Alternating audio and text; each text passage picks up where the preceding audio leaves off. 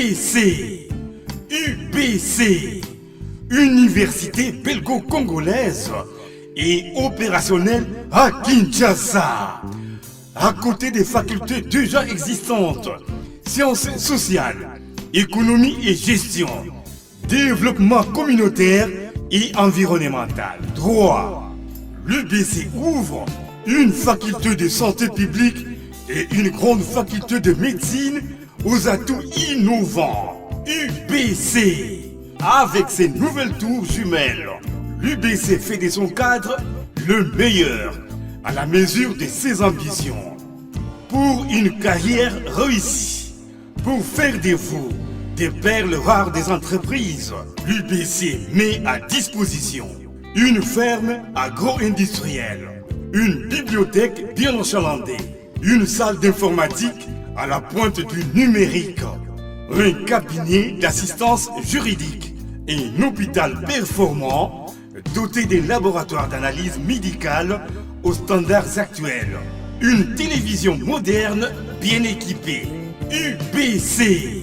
Avec ses professeurs visiteurs et maîtres des conférences, l'UBC octroie des bourses à ses lauréats et assure les suivis du cursus du 3e cycle à l'étranger. UBC. Inscription rue Louosi, numéro 7 à 13 à Kassavubu, en face du carrefour des jeunes. Téléphone 00243 81 60 00634 00243 90 61 61 088. UBC. Une œuvre signée l'ambassadeur Mathieu Mobindi. Mathieu Mobindi et le centre belgo-congolais. Mbote Nabino, Balandignon, Soya Bosolo Télévision. Nous sommes le 18 janvier 2024. Merci encore pour la confiance et la fidélité. Na Tumbeli Bino Bolandi Bolamu. Bonne année, na Mabota Nabino, parce que bonne année. La nouvelle année qui vient à peine de commencer, le lot dans la 18e jour, Tolingue dans la prospérité, la bonheur, et dans la longévité, et dans la succès rempli de toutes les bonnes choses du monde au ciel a déclaré pour chacun de nous. Pesan de Kwaza, Pembeni Mbote, Lobanae, Atako Tosali match nil, mais ce qui importe c'est la santé ce matin. Pour Makambo, tout le monde a lobby, ceux qui match à la Léopard, na Otobeta Ginaba, Bandeko Zambie. Moto na moto la conclusion na biki ba coach baza ebele bazolanda ngai moto na moto aza coach na minute babeta qui bien mais il fallait boyer babeta qui boy moto na moto azo réfléchir mais ce qui est déplorable et dans la match Tokwai ko gagner même na 3 à 4 buts tous à 3 points mais malheureusement biso moto rendre biloko très très difficile. Totikali na 2 matchs ya mi balé toza na chance ya mukie botika okotsa nzambe na makambo ya balé botika ba prière na makambo ya balé. Dieu n'a jamais été dans les histoires de foot et de la politique et ça ba ambition ya batu boko beta balle mais boye ba que possibilité ko gagner de to kene Maroc ou kene déjà favori on ne sait pas ce qui va arriver so to perdre en et comme un problème la mission toza na 1 point et ko senga to gagner match ya suka. Ceux qui ont gagné match à Soukate, voilà, on a problème. Le fleuve dont on a fait allusion, on a Congo Brazzaville, Bandekobatika va surveiller. Je pense que Bissonne Torotira, Torozonga Penzawa, non pas pour surveiller, mais cette fois-là, c'est pour entretenir les fleuves. Peut-être c'est ce que nous allons faire. Allez, Eliezer Tamboué, honorable député national pour la 2e fois. 2e fois d'affilée au Batebele, surtout là-bas journaliste, et ça très très difficile. À part Colette Tchomba qui en a fait 2 fois, mais Naboye Penza Boye, moto à Longoli Biso Sony, Azalagi na TV, Akendaki Totindaki Pe, Azongi Balami Balé, Christelle Vouanga également, Azongi, Mike Moukebaye, malheureusement, Azongi Tazan à prison, Daniel Safou, Aza Votete. De l'autre côté, vous avez Basile Longo, Naïbi Suite n'a été, mais j'ai appris qu'il n'est pas zuité. À moins que je me trompe sur l'information, je me sois groupé Sabiso. Et finalement, camarade, journaliste, et Bélé Bao Bayaki pour la toute première fois, Ata Solomon, quoi, Bimi Nakati, Azalite. Eliezer Ntamboué est revenu pour la 2e fois. Messieurs et dames. Alors, on n'aura pas beaucoup de temps avec lui. il est tellement saturé, fatigué, épuisé par rapport à sa campagne. Et puis, il y a responsable. Il y a Lissanga Monene, il y a capable, il y a Zogo Lukela. Donc, comme il a français à contentieux, il est entre la Cour constitutionnelle et les affaires pour voir dans quelle mesure on peut sauver le meuble par rapport à Bato Batikalaki. Honorable Eliezer Ntambwe, élu à circonscription et à Lukunga pour la deuxième fois, avec honneur et considération, fierté en même temps. Bonjour et bienvenue. Bonjour, Sango Mogonzi. Tokutani Soulelo, na esengo na mote malelo eza esengo. Normalement, émission faye salamato c'est kakaka tito sisi na biso. Bon, d'abord na yepona ko remercier parce que vous êtes l'un des rares oh ya batu ba soutenir biso. Oui que na domaine na biso ya ba journaliste ceux qui roi vanda kana palais royal mais mutema mabe vandi na journalisme mutema mabe ya nanu na monati à l'occasion de rien ou qu'on soit place à moninga te mutema mabe parce que on a été victime il y a diabolisation il y a lokuta il y a intox avant notre premier mandat na campagne déjà bandaki na campagne batak na mandat na biso nazo ebisa yo ngai na ndeko na nga uti kotanga mon ami Christelle Voanga que je salue nano ebiti bakola muka ba inventer problème batu bakoya donc mutu yeso kala muki kombo ya tambwe na munoko kombo ya Christelle na muno ako baluka ba chaîne de télévision soki combien afinga boy na comprendre te mais na kati wana quel que soit ça Sango je dois vous dire sincèrement merci pendant ce temps oh mbongo ezalaki ko circuler pour enfoncer biso au lever option oyo ce n'est pas facile que ba collègue na biso basala parce que belé bazo sombaka bango $50 kaka keno finga yaki tangu to bandi démarche ya ko kwesa ministre de l'économie de na comprendre que mboka oyo ezali suna chance. Pourquoi? Parce que je me suis dit mais attendez là même ba confrère na biso to zali ko solo na bango bien Babalou Gelio Babalou qui donc moi mbongo mukeka ke circuler. J'ai même appris un jour c'est un collègue qui dit bato ba kwesa ministre de l'économie ezaba indien na lubinzambe na o makambo yo eza sonit.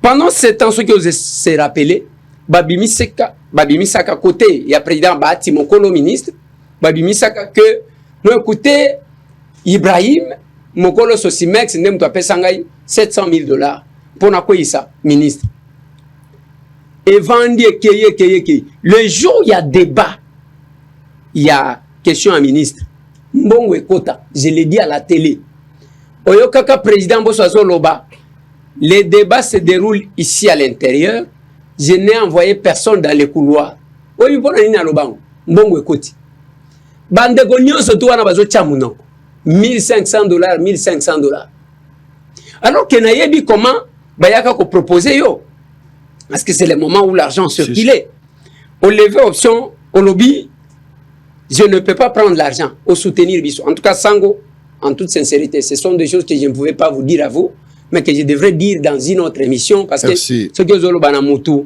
en face des obi maloko la flatterie mais je suis quand même contraint de reconnaître ça parce que aux a parmi le rare bandeko ba signaki na kombo ya monsieur Tambwe pour présenter ngai au soutenir nga sans changer sans prix sans argent voilà sans prix sans argent gratuitement et d'abord c'est ces mots là oyo nga na linga na pesa yo parce que na domaine na biso au mona mutwazo bima Eliezer asali ake a lobby boy ainsi de suite lelo tozongia fierté za yangai pona nini parce que na sauver personne ya profession ya ba journaliste exactement o basala kake o bachaka munoko bakenda kana assemblée basala keloko te balala ka pongi basala ka boy mais ngai personnellement j'ai dit na sali fierté pourquoi mon bilan est largement positif. Combien des interventions à l'Assemblée?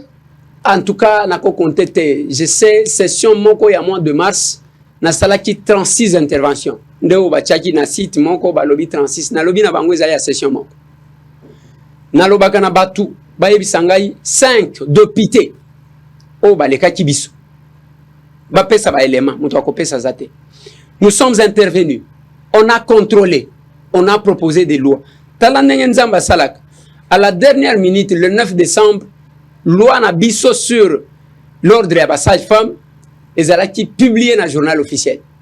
C'est le bilan de mon premier mandat. Yango pe Nathalie Sakabatu na lobby, il faut faire la part des choses entre bilan d'un député na kozala bomoto. Le bilan d'un député, ko évaluer député te na makambo kotonga nzela, ce n'est pas son travail. Au vandi wana ezalokola ozana caméraman, ozana bangwa. Caméraman oyebi musala na ye. Yo un jour oye olobi mbo.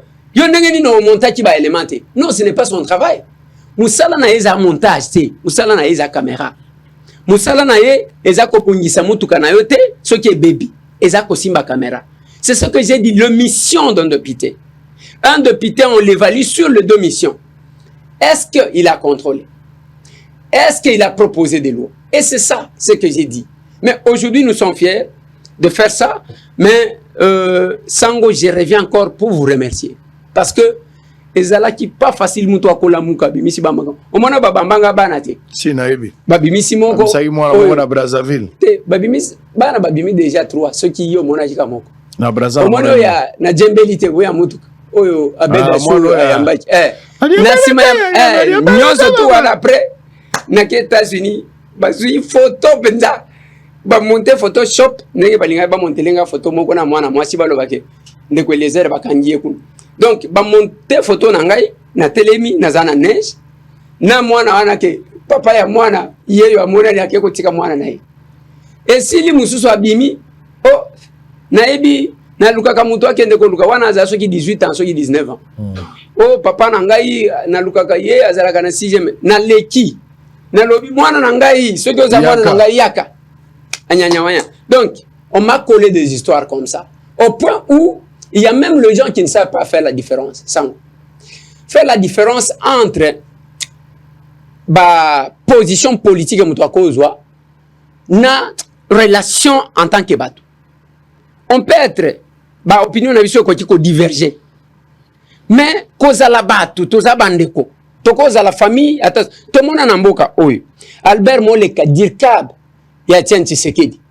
Wivin Moleka au cadre a peu perdu. Timothée Moleka ya lobby za centriste. Tout le monde a batouana ko soana te.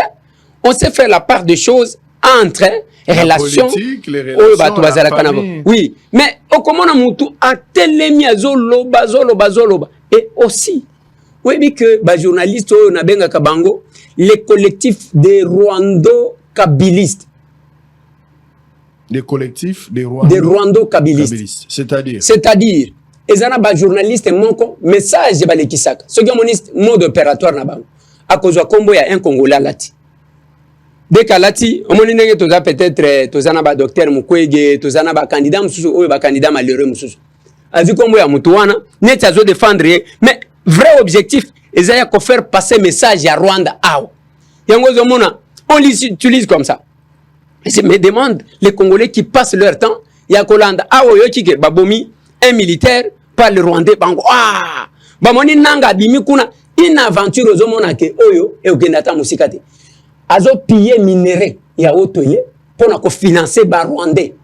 Obayi, zalakana système, il y a ko utiliser ba Congolais, ba tcheye, na première ligne, tango ya bitumba, bomona keza Congolais. Dès que, banger politique yé, bango moko babimi, bino bozongi na sim. Nanga za mtu alibosote ko sala tumwa vidéo na Laurent Kunda. J'en connais autant. Et kenda pe musikate. Et John Numbi abimia tout à ponona. Après a commis na Twitter, a commis na Facebook. Non monsieur, beta masas, le kola yo linga ko beta masas. Alors, tout ça et ba journaliste wana komona atanji kombo ananga. Onanga salibo ye wana ye, Nanga est venu. Il n'est même pas entré au Congo, abatami côté ya Bunagana, côté ya Uganda, abatami. J'ai annoncé, Nalobi, il a plusieurs caméras sur sa tête. À cause de l'erreur, il va mourir. Pourquoi? Parce que rébellion en Gokosala, en cas pour la carré minier. L'ancien président d'une institution d'appui à la démocratie a commis rebelle. Yango tozolo ba Congo eza parlons de votre réélection, Eliezer Ntambwe. Nazaki ko ouvrir eloko wana pona nini? Parce que les journalistes rwando-kabilistes au comment ndenge bango bazala qui kosala. Donc nous charger et aussi il pensait que tout moi vidéo na bango na mutwa na réseaux sociaux et qu'on influencer sur un électorat. Moi je suis fier de remercier Sango. Il a pris, il a levé l'option, je suis là, je suis réélu. Aloba nang awa sur ce plateau, Sango aloba ke candidat nangana pesibino ye. Et aujourd'hui je suis revenu. Bango siko. À part bien sûr te koko c'est la batumakambo, vous sentez qu'il n'y a pas le patriotisme en eux. Ils sont au service de ce genre-là. Je me dis mais écoutez, c'est le moment qui est venu de remercier Batu News. On va pas des électeurs. Tout le monde est électeur na yo. Nazo pesa merci na bana Lukunga News. Mais na ligne ko limité na bana Lukunga te mais na bana na bana Lukunga. Parce que la confiance ba renouvelée par la biso. Na pesa qui est le côté par bato. Na pesa rapé bango le côté. Confiance ka ke molobeli na biso. Parce que en de pité na lingala babenga ka ye molobeli ya bato. Je dois vous dire sincèrement merci. Merci à tous les hommes de Dieu qui priaient pour nous. Je dois dire merci. Merci na bato tout ba soutenir biso d'une manière ou d'une autre. Je dois vous dire sincèrement merci. Na remercier ba Congolais nyonso. Pourquoi? Nazaki na numéro 40. Mutu moko azobenga na Kolwezi. Il m'a dit ndeko Eliezer, mais na numéro 40 nazo mona yote. Nalobi papa. Ngai na zakuna te numéro 40 ezana Lukunga. Ça s'est fait aussi, je vis quelqu'un d'autre à l'obinang. Ndeko Eliezer ngana kende ko voter ozaki wapi na Selemba. Na voter qui numéro 40. J'ai compris, mais moi je n'étais pas Selemba. Je dois dire merci à tous ceux qui nous font confiance. Et c'est tous ceux qui croient dans la valeur nabiso et aussi dans le patriotisme. Ça n'a pas été facile. Sur base de quelle stratégie, quel thème au abordage élection? Bon, nazaki kolo bana bango que na munoko mboka nanga baloba ke oyo allié malamu akolia mbala mibale. C'est-à-dire Nathalie Saki bangona botinda kingai. Tango botindi ngai côté ya contrôle parlementaire tala makamuna salaki. Côté ya loi tala makamuna salaki.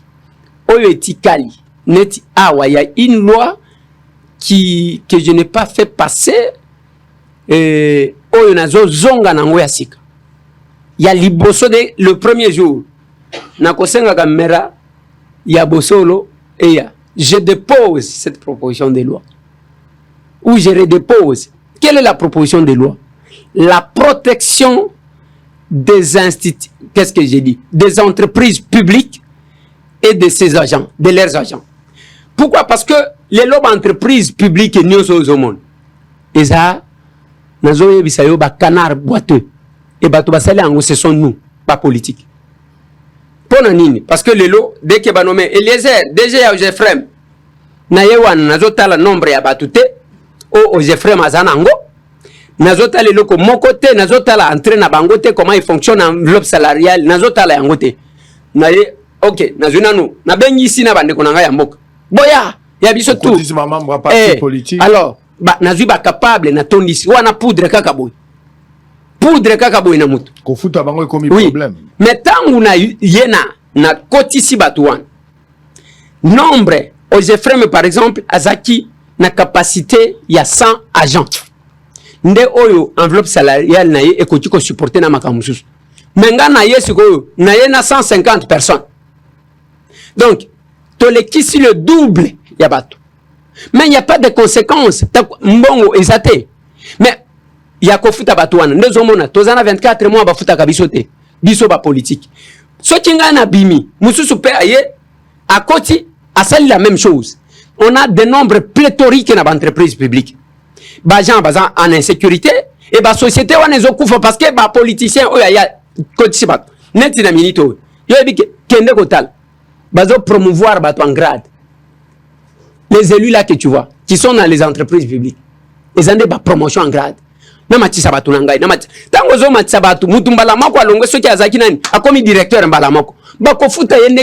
Conséquence, ça demande l'argent.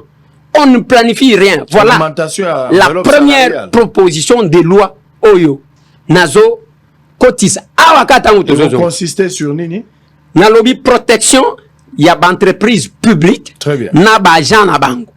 Parce que Ce qui to teba garde fouté ya ke ba politicien baba na ko sala bisala salate nyonso kokufa yango zo mona nyonso sona soana kopal o jefremo kopal non oyo kaka onatra cop mitraille nyonso to wana parce qu'il n'y a pas de mesure oyo kama kambo Congo Airways ba gens combien pour combien d'avions oyo ya pomper ba allez zelanga bato bazui zelanga bato alors c'est la première proposition de loi. Protéger les entreprises mais aussi j'ajoute une loi qui n'est pas passée, mais je pense que cette fois-ci, ce qui est collègue, tout celui qui prendra les armes contre son pays, jusqu'à sa 4e génération, comme un chef de quartier. Parce que nous encourageons nous-mêmes les malfaiteurs. Je parlais de ça à l'Assemblée nationale. Négociation politique, à commis ministre, à commis excellence, a commis Soginani, a commis mandataire, a bandi ko marché, a bandi ko tambola na cortège. Azo sopelaka batuma etango azo leka, ba oyo asa bomelaki, ba oyo asa violaki ba maman na bango. Et nous devons quand même mettre les garde-fous. C'est ce que nous avons vécu avec le Rwanda. Maintenant, ce qui a moni, Alignas négocier à Kenya Rwanda, à Kekoza, ba Rwandais, quelques Rwandais, ailleurs, à Sali Mogoulou, à Bomi, après, à occuper ba fonction. Alors, ce que moi j'attends, on va suivre peut-être quelques descentes, il y a campagne nayo. On va revenir pour parler à quelques images à l'Assemblée nationale, patriotisation nayo. Mais moi, j'ai des nazan là-bas. En tout cas, c'est ça le souhait le plus ardent pour Nangaï. Nalingi, ceux qui beaucoup de nous débat sur Makamboya, ma peine de mort. Moi, je voudrais, naïbi que des bézards, il y a une doctrine entre rétentionniste et abolitionniste. Mais nga na lingi makambo ya peine de mort et comme na mboka na biso pona miibi surtout ya mbongo ya l'état. On ne peut pas admettre batu baza ko yiba mbongo ya l'état ba sanction ezali forte parce que la seule sanction ici ezali so mutu ayibi 10 millions ayibi 50 millions batindi kaka na prison d'une manière officielle mais ceux qui mutu a commis après plusieurs tentations na ba pression politique ba robimise soit à Beli santé neza malamu te faux liberté provisoire soit bakeneti na jugement ba acquitté mbongo bakangité bien aïe ba retenir était même na zongi. C'est-à-dire quelqu'un sait aujourd'hui qu'il peut entrer en prison pendant 5 ans 10 ans mais aïbara 50 millions. Il sort un millionnaire. Il peut utiliser 1 million 2 millions pendant 10 ans et quand il sort avec 30 à 40 millions, il ne regrette rien. Et surtout la prison yo yebi prison soka sombi chambre naie batie na moi ba condition ateza le Rolanda kuna été mais il peut survivre. Donc cette fois-ci, nous avons sur continent ensemble, nous sur des sanctions qu'on peut réserver à des voleurs et mbongo, détournement et deniers publics à l'État. Et ça a un jugement, na condamnation à pas mbatter, mais il faut que des sanctions fortes motoyi na likambouana. Mettre des mécanismes en amont, mais ce qui est arrivé que moto a échappé dans mécanisme bouchaki en amont et que Bafez a vraiment retenu la charge d'aller confirmé, condamné, bakangaye biloko nae, mais s'il faut aller plus loin, Babou Marabatouana, moi je suis d'accord, on a des propositions nangaye. Babou Marabatouana, mais maintenant qu'on débattre sur cette question. Sango, je vais donner la position de la SER d'ailleurs. Il fallait que je puisse remercier tous les capables de la SER. Nabao Baleki. Je dois vous dire sincèrement merci pour la détermination. Sango na Nathalie Sayo, quelle est la position de la SER là-dessus? Au moment il faut qu'on nettoie l'Assemblée. Est-ce que l'Assemblée, la nouvelle Assemblée, elle est déjà nettoyée? Ce qui n'a actuelle Assemblée, déjà, toza déjà n'a pas mis. Est-ce que loi ou collègue? C'est pourquoi j'insistais sur ce plateau que la SER avait besoin de nouvelles valeurs. Dommage que les valeurs n'angaï n'ont pas été proclamées élues.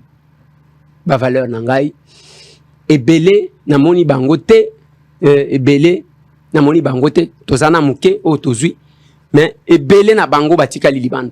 Pourquoi j'ai dit ça? Oko senga muyibi te que sala singa ya komi djembik. Non.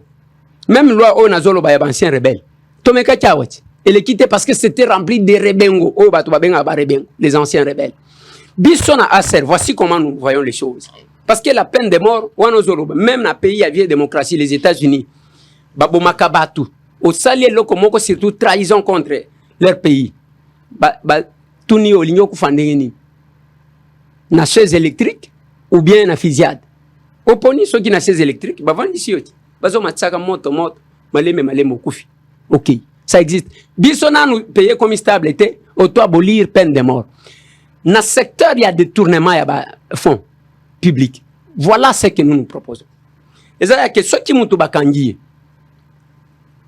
batiye na makala, ba juger ye penza ko juger o ya bien, et s'il batiye na makala. Ba salele, il ne faut pas l'attaquer. N'engé bisonyon sto lata ya ba prisonnier. On doit faire la différence quand même entre bateni. Ye ba salele salopette moko ya pembe, parce que moni sur les fonds blancs ata musika mutu akotanga. Ba komi wana soki balobi mutu kombo na ye par exemple, prenons le nom de Kabangu, OK? Ba komi wana Kabangu moyibi ya biloko mboka. Batie wana na 4 heures du matin ba la musi bango. Ba pepi ba faux sceptique ya prison. Wana bazo pepa mbangu mangu. Kolo ba 6 heures ba latisi bango ba salopette. Ba ye bango na victoire. Batie ba msusu na nini na Kitambo, na Rond-Point Ngaba, na Upen, na Pascal, na Kingasani Asuka, place oya bato ebele wana. Bazo komba, bango bazo komba balabala. Il ne faut pas que bato misusu ba komba. Bozo te, il faut ba au cadre. Bazo komba ba komi wana muyibi ya République. Si ko le samedi après ko pepa bango, nye ba memi bango 5 heures. Ba ye bango lokola jardin zoologique oyebi ke tozakana ba nyama lisute. Batie bango na bakage. Kuna bati bakoma bakombo, bakomi oyo mukadi ayiba autant de millions. Oyo ko kaki kotonga nzela boy. Comme ça, toutes les écoles baza obligé à komemaka ba na classe. Tozo kende visite nazo. Baye nazo, babandi kotala. Bana bazo tango oyebi bana balobaka français, na bité bazaka mayele koleka biso bana batutokola na mboka. Donc, on comment mais si ça va? Ouh, toi pourquoi tu avais volé cet argent? Si nous n'avons pas cette route là, c'est toi. Ozomona bana bazo tala. Et puis il ne faut pas balati sabango, wana balati ba salopette. Balati si bango lingwanda. Parce qu'il faut comme lokola ni. Voilà, un traitement inhumain. Oui, te problème est à traitement inhumain te. Na pese exemple les États-Unis. Parce que zana bilo comme sous tolinga ko copine. Lelo guerre ya Israël na ba palestinien na Gaza. Plus de 136 journalistes bakoufi. Les gens n'en parlent pas. Plus de 136 journalistes depuis le mois d'octobre jusqu'à aujourd'hui. Bakoufi wana. Les gens n'en parlent pas. Biso kaka ndenge tozo bandela ngana lobi boy. Tolingi ye tango ayibaki wana mona ki ke tozabato. Kaka autant il a des droits, autant aussi nous avons les droits. Ce n'est pas oya ko violer ya biso droit au yibi, tozo zanga nzela likolo na yo. Tozo zanga avion likolo na yo. Tozo zanga masuwa likolo na yo. Alors totika yo. Torse ni papa. Bakomi wana. Bakomi o nani o kabengele. Kabengele ayibaka mbongo oyo ya nzela kalamba mbuji. Et bana bazo ya ko visiter, bazo kanga ba photo. Bazo kanga. Ce n'est que ça. Avant d'en arriver, parce que atako boma, ceux qui babomi muto akobunga, mais ceux qui batu bazo étudier ango. Et quand il s'appelle bana. Mais tout le monde a peur de la mort. Ça, je dois vous dire. Aujourd'hui, na Congo, nous allons avec cette lenteur, il y a efficacité, il y a autorité à l'État dans certains domaines. Prison, mieux que Moutaz Alibanda. Mais ça dépend de quelle prison. Mais c'est exactement. Moi, je suis soit dans la prison, dans la sécurité, par rapport à Bimi Libanda, moi, peuple congolais, c'est ce que moi je pense. Les lots, ceux qui possibilité de modifier la constitution, botia ba loi na kati. Moto nyonso azoyiba mbongo ya l'État. Moto azoyiba mbongo ya l'État. Esengeli soit babomi soit bakati maboko bato wana. Et puis bato bazoke na ba rébellion, bato bazo sala trahison na makambo ya mboka. Ce sont des personnes à tuer. Ko telemisa bango ko beta masasi na mutu, ko tobola na elongi mutu akufa esili comme ça bato ba manana ko banga. Parce que ndenge to aliao. Na minito to pemi likamba moyibi to pemi. Tolobite ke moyibi esili miyibi to pemi. Tozo zela sikoyo.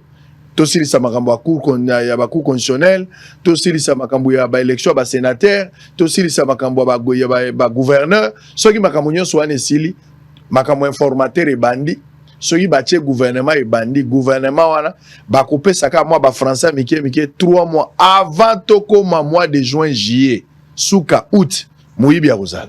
Bokoyo kaka détournement mboko moko ezomona na te. Da minute moyibi aza na studio, azo travailler. azoluka ba idée ya sika azoluka ndengeni na kosala na approche ezokende. Alors bato modèle wana biso to ba novanda tota la bango ba téléspectateur nde bazoyiba alors que bakanga batata na bango batia bango na ba prison sous prétexte ba yiba mais babomba ba 10 millions ba 20 millions lorsqu'ils sortent mbongo wana babotoli bango te et tout le monde est innocent. Bino ba ressortissa ya Mbujima, ressortissa ya Katanga, ressortissa ya Lualaba, bino bato ya Congo Central, Madimba, Iziro, Mbandaka, ero bandeko na bino ba uti kozwa kwa ba député to ba o ba kozanomer ba ministre, nanu bo salel bango papier te, nous les ressortissants, nous réclamons la liberté de notre fils. Nanu bolobi yangote. Mais ces gens-là vont voler. C'est en ce moment-là ne boko kobisa bango que bazaki ba innocent et vous appelez pour que ba libérer bango. Si cela dépendait de moi, yango na lobaki tout royo. Ce qui moutoyibi eza confirmé, justice a osa musala naye, mais permettez la population tokende kotala moi si na bana. Toko pia bango mbote to tuna boni papa na prison. Tokeka kotala bango. Totala na etali liwane kozala ndenge nini.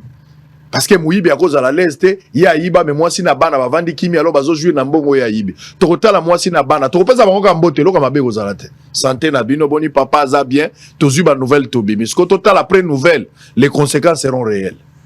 Regardez Eliezer Ntambwe, on va terminer tout à l'heure. Il a été sur terrain.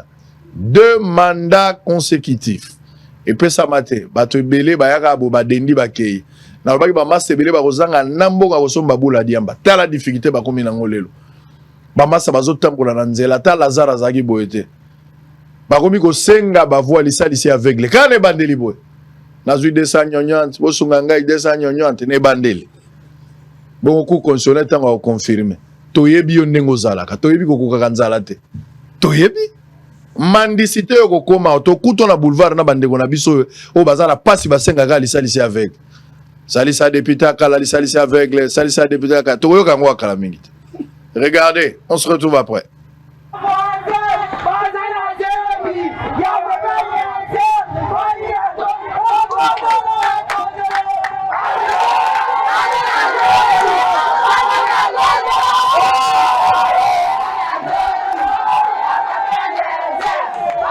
Lipa akabeli bino liputa ndalo bibo voter eza bote lipa to liputa eza kosungana ndenge bato basungana mais pona ko voter ba votaka muto ayebi kolobela bino muto ayebi mesa na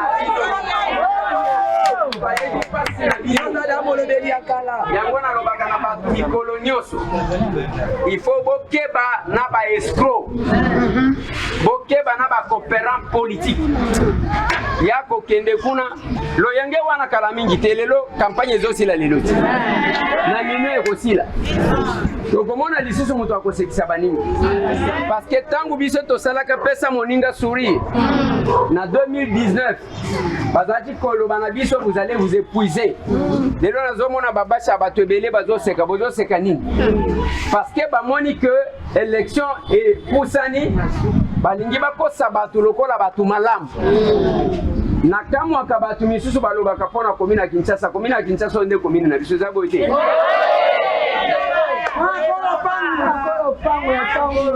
komina Kinshasa eza komina na ngai eza komina na biso mais il ne faut pas que bato bakosaka bato parce que toyebani na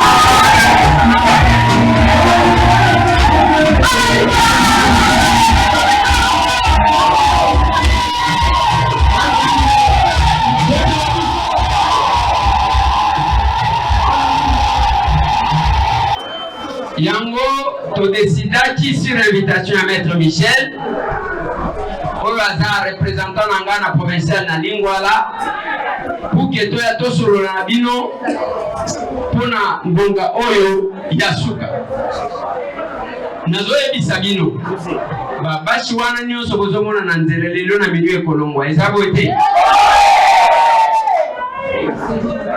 et mercredi bokovote soki ovote na luyenge bato wana okomona bango lisusu eza boye te député bavotaka député mpona kovote te bavotaka moto aza capable ya kolobela bino ozokanga malamu mutu aza défenseur na bino yango bomoni Biso na A7, vous allez même proposer que Balongwana 500 ya ba député et Tikalata 52. Parce que Bele bazo kenda kolala ka ba pongi. Bozo kanga. Pona pasi na bino esila il faut bato bazo lobela bino. Mutu asali manda mobimba lobaka te boko vote pona bozo kanga na invitation oyo eloko ya moke na kolobaka bino parce que tokozata ebele te lokola bosi bomelaki te biso mpe tozokita po toza na ngonga ya campagne électorale eza boye te eloko moke na koyebisa bino eza ke ya liboso nazo remercier Maman Blandine Louota oyo a organisé cadre oyo. Très bien, honorable Eliezer Ntambo. On a pendant campagne. Hein? Ouais. Nani Lukunga, commune à Kinshasa, Barumbu, Kintambo, Lingwala, Kintambo, Ngaliema, tout ça. Ça n'a pas été facile. Et pour nous, ça a été facile. Pourquoi je dis ça? Bao bazaki ko bona ngweza passe. De bao babisaki ba kuluna babani ko pepa machette. Ko papa batu machette. Et chez nous, on a battu notre campagne simplement d'Engozo Monawana. Aux Alagé indigné, tant qui Seigne a publié, d'abord la liste ya bateau bazaki va invalider. Plus de 82 personnes de bazalaki invalidées. Ba annuler ba élection na bango, ba invalider bango d'ailleurs ba poursuivre pour na ba fait infractionnel ou ba bazaki détention illégale à ba machine RMOP boy ba tumso na longi ba koma okotsa kombono na kati. Mais pour la toute première fois la CENI sanctionne des camarades na ka ba flagrance boy ba na ba détention à machine, ba dans incitation à violence, ba massa ba na corruption, yo ancien député mais aujourd'hui encore 8 chances ba renouveler aux confiance. Oyo ki ndenge nini pour la première fois ba camarades ozaki na banzo ko ba raté ba kamibi, nzoko ba ite ba iba faire machine. Kozala un vrai député ou bien un parlementaire, il faut qu'on y ait entretenir base naïve. Et le côté dit batuba ke koyiba, oui, jusque là, bazo jouir la présomption d'innocence. Mais la CENI, tant qu'on a publié batu liste, biso tolobi, tozo c'est la deuxième liste. Parce que liste wana biso, c'est long dengue to okaki. C'était 136 personnes. Et Kobima 82. Bon, tu éviter. Qu'est-ce qui s'est passé? Mais Baloba qui va Kobimi sa deuxième liste. Deuxième liste, Wanande Tozadi Kozela. Avant que Batindi Kabilo qu'on a cour constitutionnel, Babi Misao Wana, quand on a pour que corrige Kabat. Moi, je me demande, pas seulement ça, mais aussi Babi Misa liste. Il y a des gens de la CENI parce que nulle part, Toyokati ke Babouki dépôt à CENI. Bazui ba machine. C'est que Ezaba Tubakabela qui bande qu'on a banque. Tout ça, c'est quoi? C'est parce que nous avons encore la formule, il y a 100 sites na CENI.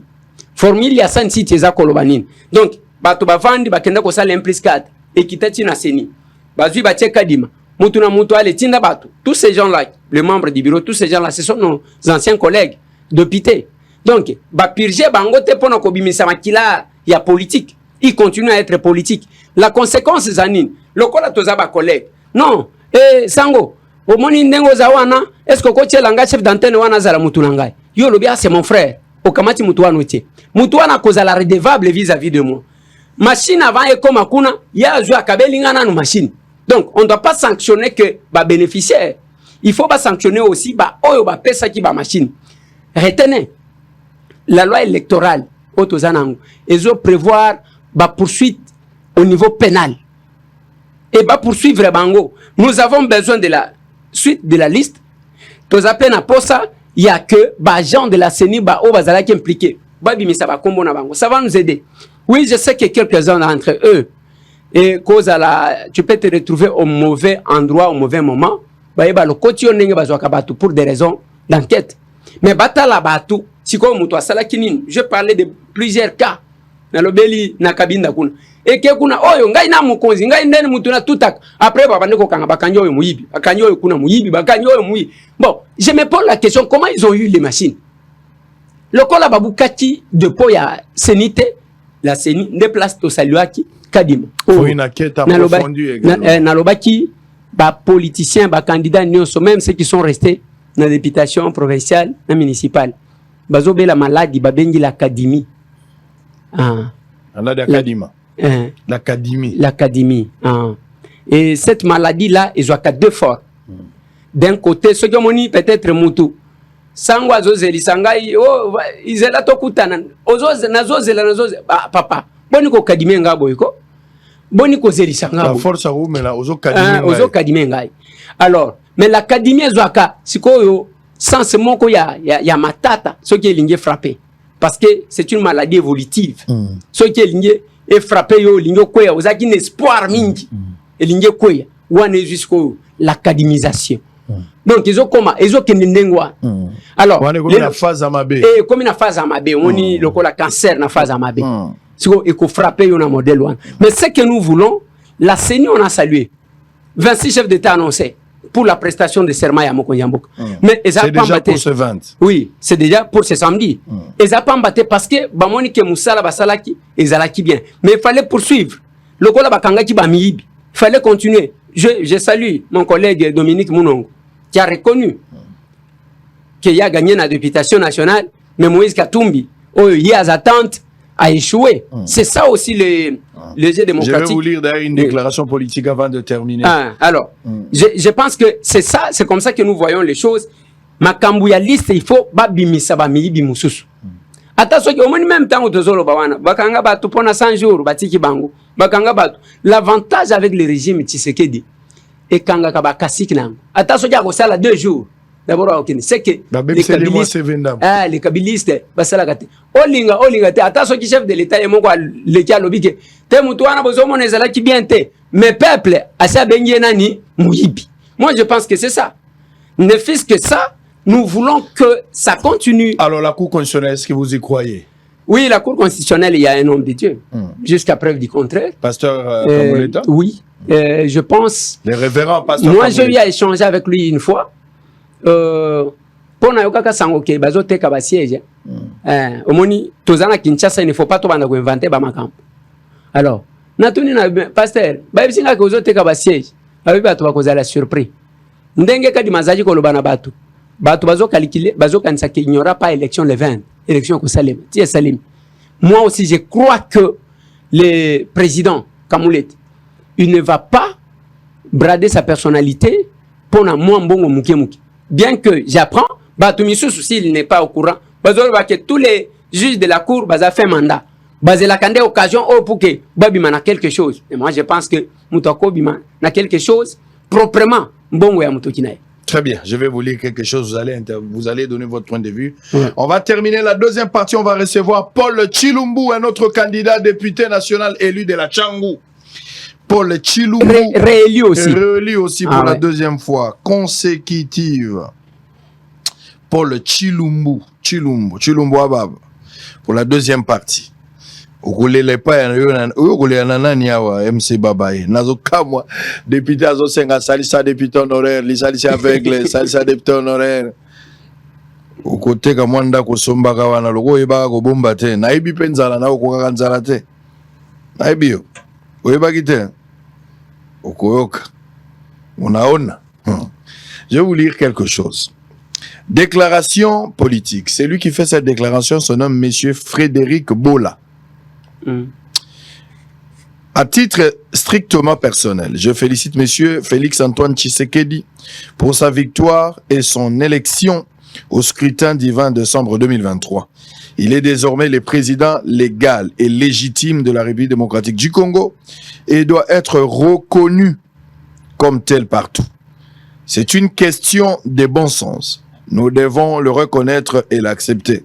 D'ailleurs, depuis la publication par la CENI et la Cour constitutionnelle des résultats de son élection, le président Tshisekedi jouit également de la légitimité internationale vu les nombreuses réactions positives exprimées en sa faveur par les gouvernements de plusieurs États de la communauté internationale. Ainsi, à dater du 20 janvier 2024, il détiendra tous les leviers du pouvoir politique et militaire. Le M23, le Rwanda et tout autre État belligérant ou non seront obligés de négocier avec lui il sera la seule institution chargée de la Constitution d'assurer le bon fonctionnement des pouvoirs publics et de garantir l'indépendance nationale, l'intégrité du territoire ainsi que la souveraineté nationale, article 69 de la Constitution. Mon profond souhait, ça c'est M. Bola, ce n'est pas Israël Mutombo, ce n'est pas moi. Comme j'ai lu un internaute qui me dit Sango, Yozobenga Moïse frère ya Tshisekedi, ce n'est pas moi, c'est pas moi. Mon profond souhait est de voir M. Katumbi, qui a été le principal challenger du président élu, prendre son courage et appeler personnellement son frère pour les féliciter. Je les supplie, Azobonde la Katumbi, pardon, de privilégier l'intérêt supérieur de la République démocratique du Congo, qui a toujours prôné et défendu, et de ne donc pas céder à l'extrémisme aveugle d'un précaré, fourbe, bateau balingio, coopérant, les gens pas d'imagination dépassés par les événements, égoïstes et intéressés. Ok, abengi bango, abengi bango, l'intérêt supérieur de la RDC qui a toujours prôné et défendu. Et de ne donc pas céder à l'extrémisme aveugle d'un précaré fourbe, bateau balingio, coopérant et déflateur. Là, il s'adresse à Katumbi. Cela ne sera nullement une capitulation, ni une faiblesse, mais au contraire, la posture lucide et raisonnable d'un grand homme d'État. Je le crois, un homme extrêmement utile à la nation congolaise. Aujourd'hui, et plus que jamais, ce n'est pas les soldats Tshisekedi qu'il faut sauver, mais la République démocratique du Congo, la mère patrie qui est au bord de l'implosion. Unité et cohésion nationale, c'est le seul mot d'ordre. C'est lui qui signe, Monsieur Frédéric Bola, un collaborateur, un allié de taille pour Monsieur Moïse Katumbi. Donc, Moko ya Batu ya allié ya Moïse Katumbi à reconnaître Félix Tshisekedi et Azako Bonde la Butuna Moye, Azoloba Dodo Kolo Katumbi, Ndimande Konayo. Quelle est votre réaction? On va terminer par là. Merci beaucoup, Sango. C'est ça. Eloko wana ndeko alobi. Ngai na loba yango. Avant, mais les gens ne comprenaient pas. Moïse Katumbi Tchapwe est entouré par des flatteurs. Yepe mbongo na ye et komisa yepe muto ayo kakate. Omoni comme ni mona kenga inde na zana mbongo na sala. Yango moni atondi saki awa tous ces journalistes nos confrères nyozo bala ko finga biso. Mbongo ba kopesa mbongo nani aleki. Ce n'est pas ça leki ka ko fingi bato kanisi peuple wana zazoba a ko voter parce que yo fingi bato. Non ba kotinda ba impolite, ce sont les représentants du peuple. Ndeko wana makambo alobi. Ezaya solo te. Ezaya solo, c'est ça la démocratie. Aujourd'hui, Moïse est en difficulté. Matata élu député national. A co-siégé, toi, a co-siégé. Je suis sûr que, connaissant les acteurs politiques, a co-siégé pour Nazala na ba immunité contre Bamakambo Beli. Christian Mwando, qui a tenu un discours incendiaire. Oye, mais Makiba, tu vas sala bisala sala. Élu député national. A co-siégé, toi, a co-siégé. A co-siégé. Bon, si on tozui kaka Dominique a sali kutu déclaration Irachan Saint-Nicolas bande konyon tu wana ba ko siéger. Si ko okoboya kolia ngulu nozo la soupe na ye. Bon mettre en cause le processus électoral. Pour être cohérent, basala o biso to sala na Etienne en 2011. Le vieux Etienne Aloba, lokola toboy ba résultat bino pe bo siéger te batumi ba leka kande ba obéissa kana instruction mot d'ordre na ye. Maweje du nesna et Jean Jomi Dungal. Les autres, mais actuellement, Moïse Katumbi Azana tout le monde a flatté. J'ai vu, ça m'a toujours dérangé en tant que parlementaire. Oui, Olivier Kamita, admiré quand il dirigeait l'Assemblée nationale, le speaker de l'Assemblée nationale. Les autres, la même intervention. Neti mutazo sala théâtre, neti mutazo sala, neti mutu, azo sala comédie, récitation, mais aussi, là où je félicite Olivier Kamitatou, il y a place moko. Quand il va respecter les relations à Bomoto. Au choix de répondre Jean-Pierre Bemba. Ce qui Jean-Pierre Bemba, Betty Mbodi boy pas. Pas continuer Francis Kalo.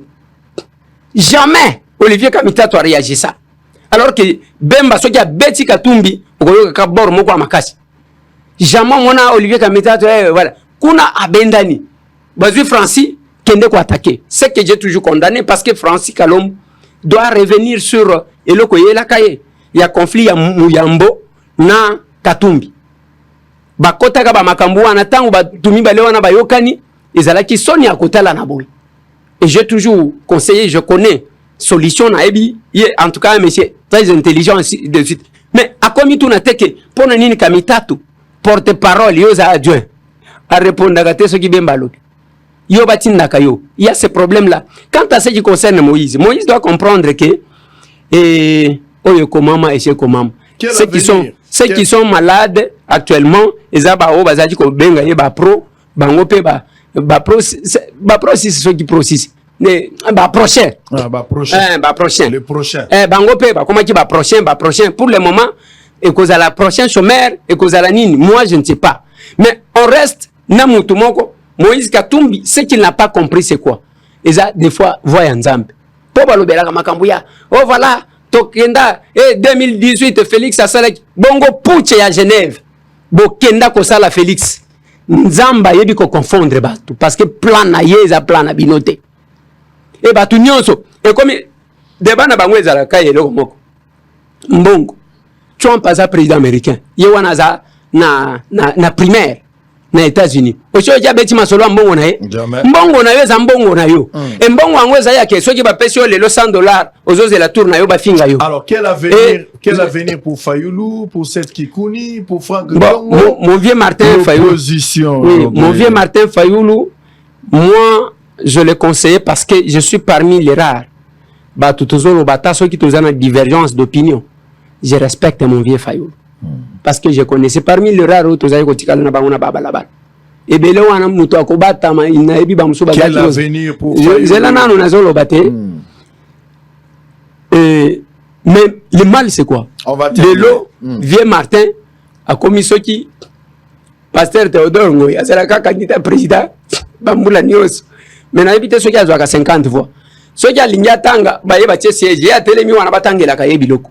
Dernièrement, tout ce qu'il a osé mener comme action, azo sala kuna batunyo so batindele ba petit. Et comme kuna et sidé, ezala ki parti moko ya makasi. Vous voyez comment et comme kana batu bazui ba petit moko bazo beta batu akena Sainte-Thérèse. Baboto la ki batu biloko. Félix était à Sainte-Thérèse. Est-ce que yoka chata eloko moko ezala quitté. Avenir politique ezo dépendre na banque. Pourquoi? Soit on revient dans la maison du père.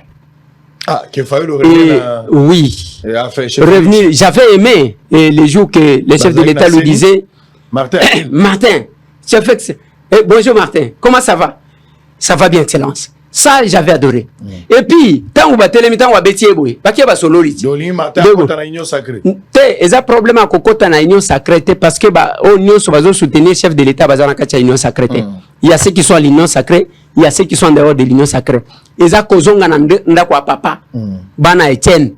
Koya kokuta na kovanda. De pouvoir soutenir son frère. Oui. Vous pensez que c'est possible avec Martin Fayoulou? Bon, moi je pense que Nzembo ya décidé oyebaka Nzembo bayembaka parce que bazaka na hymne ya partité bazana Nzembo bayembaka, c'est encore possible. Très bien. Ndeko bayembaka.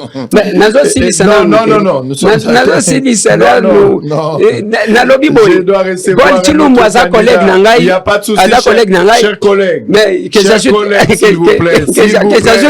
Que j'ajoute quand même. Chers collègues s'il vous plaît. Pesanga kaside. Question ya Souka, on va terminer. Tshisekedi a la chance, en tant que président réélu dans le second mandat, candidat à la propre succession aujourd'hui, Tshisekedi avec 73%. Aux alliés représentants un peuple, aux alliés paix électeurs. Regarde M. Tshisekedi au moment où je parle. Qu'est-ce que tu attends de Tshisekedi en un mot dans le second mandat? Ce que j'attends pour soulager les électeurs, du président, aussi en tant qu'électeur. Ce que j'attends de son excellence, Monsieur le Président de la République, Félix Antoine Tshisekedi Tshilombo, chef de l'État Fatih Béton, Ezaka que à renforcer l'état de droit. Nous devons être dans un pays où Batunyo Sobaza la Nasa Mibeko. Et puis Kokanga, Nengo Lobiwana, Soki Bakangi Mouyibi, Babotolié Biloko Nyonso. Et puis il doit vivre dans des conditions, pavillon au Bachaka Bakuluna, Bachape Bangoan, Bakoka ko vivre. La mise en place il y a justice, dès que ça la et ça la quelque chose. Le reste, je vois sa bonne volonté. Mais sa bonne volonté est étouffée. Nabisala sala ya batu. Tant qu'on ne sanctionne pas, soit tu qui a pémi 2 jours en prison à Bimi et que ça bien été. Les renforcements de l'état de droit. Retenez, les institutions ne sont pas fortes par elles-mêmes. Elles sont fortes à travers les individus qui les animent. Très bien.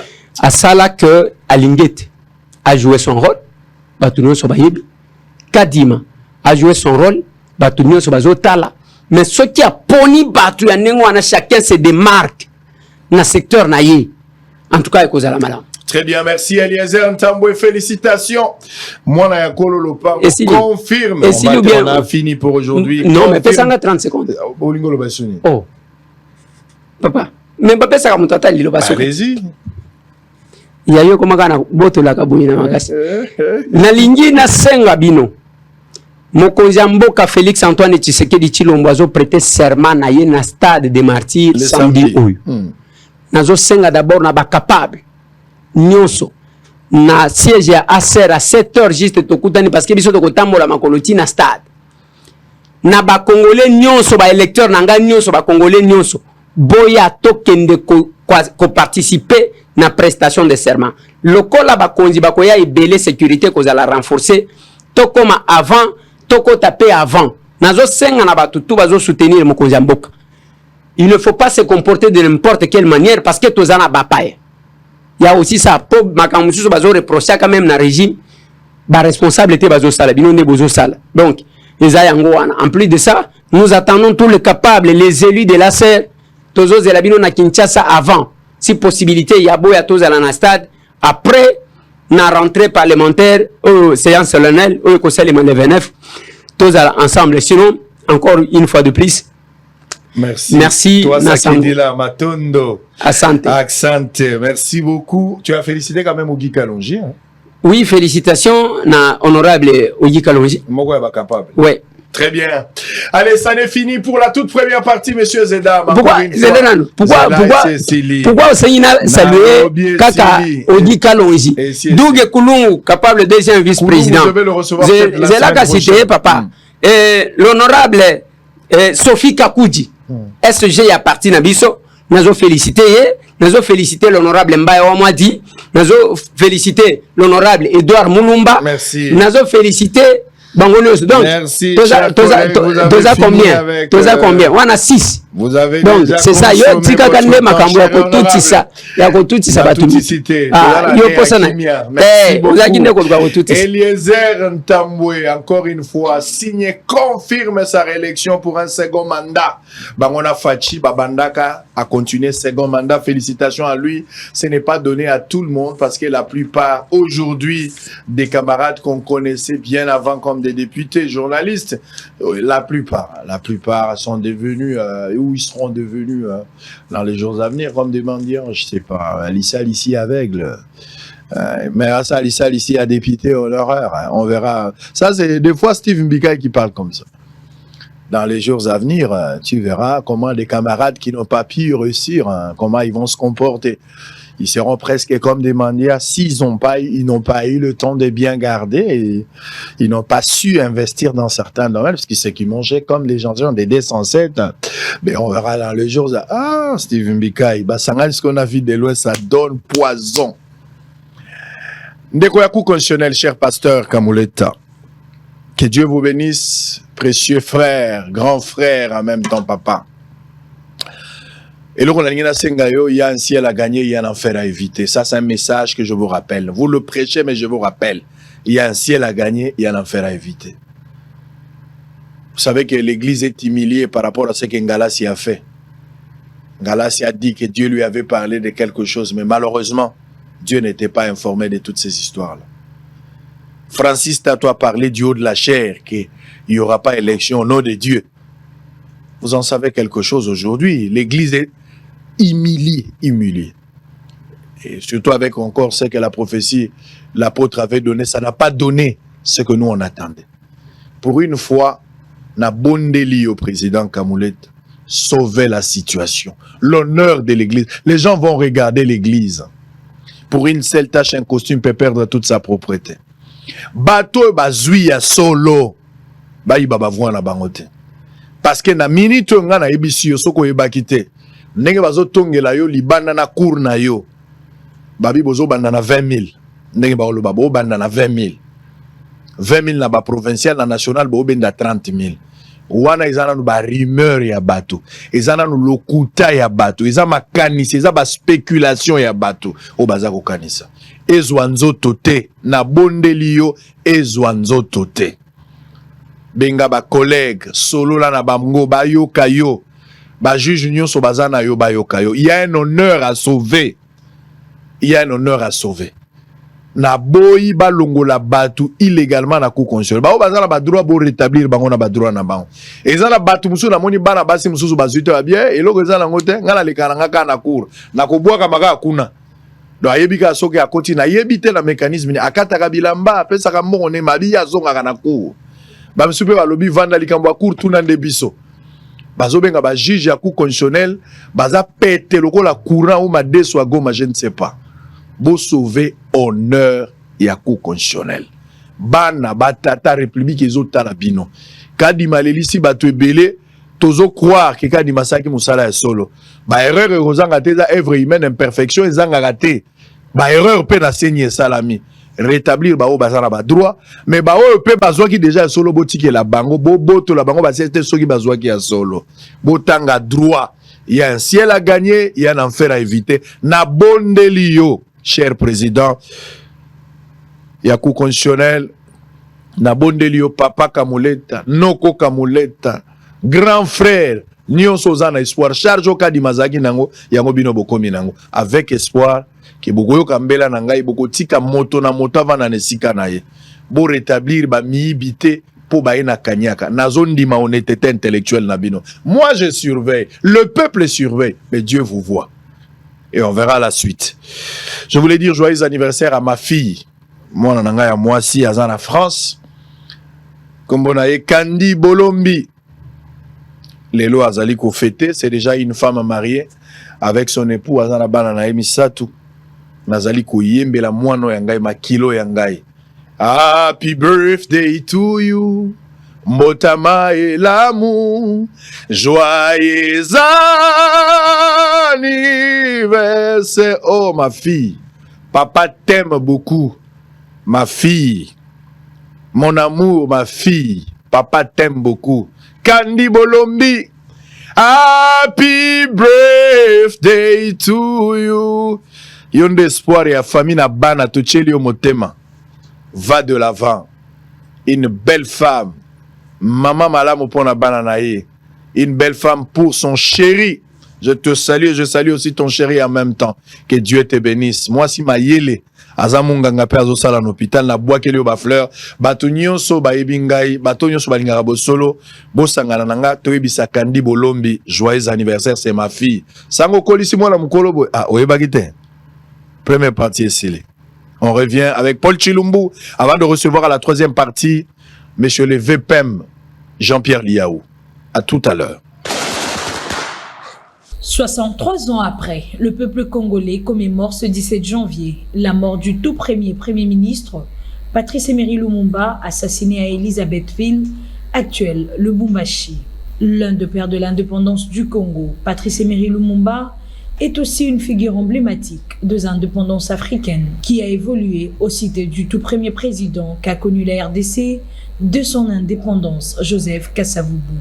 Le discours nationaliste, souverainiste et de l'unité de Lumumba, fondé sur la fierté du Congolais en tant que peuple, a poussé de forces occultes impérialistes à organiser son assassinat le 17 janvier 1961, soit environ 200 jours après la proclamation de l'indépendance.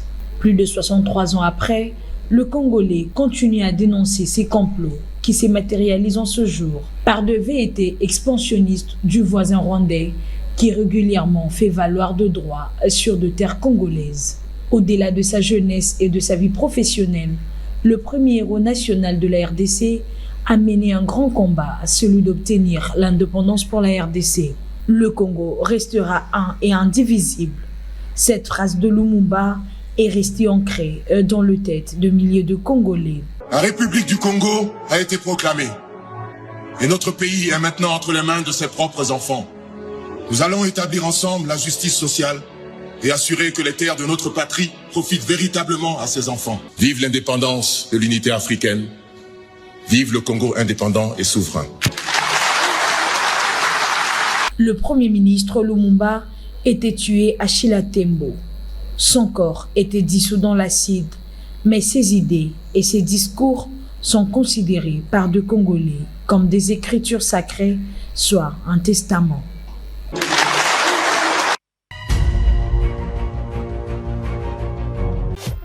Hôtel Saphir, un bijou au standard international en plein Matongé, au grand carrefour de Kinshasa. Plusieurs catégories de chambres, bureaux et appartements climatisés avec Wi-Fi et TV, n'a faux prix. Petit déjeuner y compris dans son restaurant aux spécialités variées, avec réduction des prix pour naba clients Oyuba Fandina Hotel. Ascenseur ultra moderne, disponible en permanence 24 heures sur 24, vous amène à tous les niveaux.